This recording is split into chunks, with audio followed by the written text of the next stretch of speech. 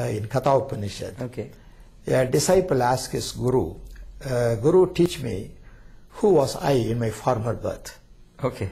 and why I am a man suffering in this life, and what I will be in my future birth. Tell me, unless I know, how can I make me good and release from the bondage of rebirth cycle? So the Guru tried to teach him a lesson saying, a small boy got a butterfly and he was pulling the legs and wings from the body. Somebody watched him torturing this butterfly. He came and told, if you do like this, you will born as a butterfly in your future birth. And this butterfly will born as a boy and he will pull your wings and legs. Okay. At this point, told, no sir, I would have been a butterfly in my former birth. And this butterfly would have been a boy. He might have pulled my legs and wings. That is why I'm taking revenge. Why don't you think like this? I see, okay. So after telling the story, the Guru asked, what do you understand by this? And the disciple says, I do not know what I was. I do not know what I'm going to be. But I know what I'm now. If I do not find the way of salvation in this life, what is the use of taking so many births? Even Bhakta Tulsidas, what a beautiful song he said. Punarabi marana punarabi janani janani jadare sayane ek dunsare vak dunsare kripya pare pahi murare. How many times I have to born? How many times I have to die? How many times I have to sit in the womb of my mother? He said, Lord, this is boring. I cannot get rid of this. Release me from this rebirth cycle. So why people cried like that?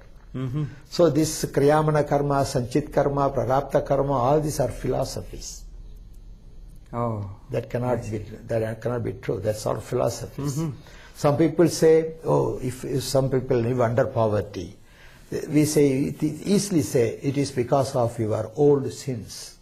Your past sins. You are suffering. Because of your karma. Karma.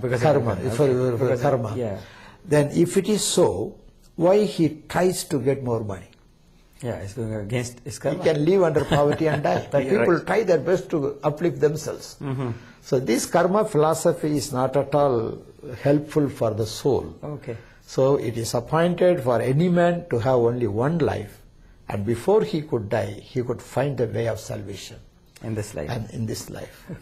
See, suppose another thing happened.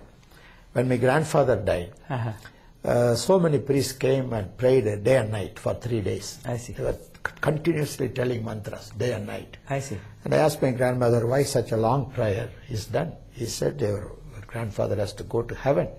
These prayers will send him to heaven. So I was so happy. I also assisted this priest in the daytime. And after the third day, the prayer was over. I was so happy that my grandfather would have reached heaven. But the next year on the same day, again they started praying. And I asked my grandma, did my grandfather go to heaven last year? If this prayer was done for him to send to heaven, why every year we have to do that? Every year? Every year they do. For the dead ones. So what is the use of that? So it can convince me. I can satisfy myself, but not the soul who died already. See, when you say it is karma, it is easy to convince anybody, and it never hurts anybody. Simply you can say it is because of your karma. So we deceive ourselves. So this Mahabharata is a story based upon the Old Testament.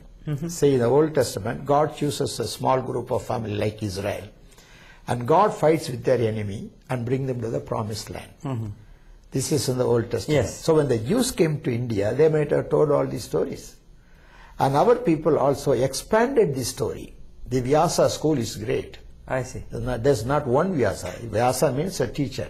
So many teachers developed this story, and added so many new characters to that God chose Pandavas and fought with Kauravas and finally gave the promised land. So this is the base what we can find in the Old Testament, which came through the Jews into India. Likewise, Ramayana is one of the Itikasa, where in the Songs of Solomon there is husband and wife, and the wife is stolen by a king. So the husband goes to rescue her. This story in the Songs of Solomon might have brought by the Jews into India. In later days, so many people started, right? But finally, Valmiki completed it, and Vyasa composed it he formed everything, connected every sayings, and finally Vyasa rectified it as a big book. So here in Ramayana, Sita was stolen by Ravan, Okay. and he has 10 heads. Can you imagine? Can a man have 10 heads? Okay. It's the 10 commandments which made the Israelites under bondage. So he kills it. He kills the giant. I see. The commandment is being killed on the cross. I see. And so he redeems the Sita, that's the church. And then Rama allowed her to go into the fire testing. Likewise, Jesus allowed the church to go into the fire testing. The one who comes out from me will baptize you on fire and spirit. Okay. So that's a purification. That is taken from Bible. Yeah. Many things are based upon, even women keeping the red mark on the forehead and tying the red thread, Raksha Bandhan, and putting this red powder on the doorpost in the homes. Everything is based upon Bible. And I have searched all in the Upanishads and asked even Sankaracharya about this. Have you anything based upon this tilak and all these things, this holy ash what we put on the forehead? He said, our Vedas, we have no clue. But in the Bible we have clue. So the Old Testament practices have come to India through the Jews. Even before the birth of Christ, many Jews settlement were here. Yes. This is history. Okay. So why I believe in Jesus Christ? I wanted to ask you that. According to the Vedas and according to the Old Testament, there was an expectation that God will come in a human form, offer His body as a sacrifice, which is fulfilled only in Jesus Christ. I see. Okay. So you're telling me they wrote Ramayana based on Bible.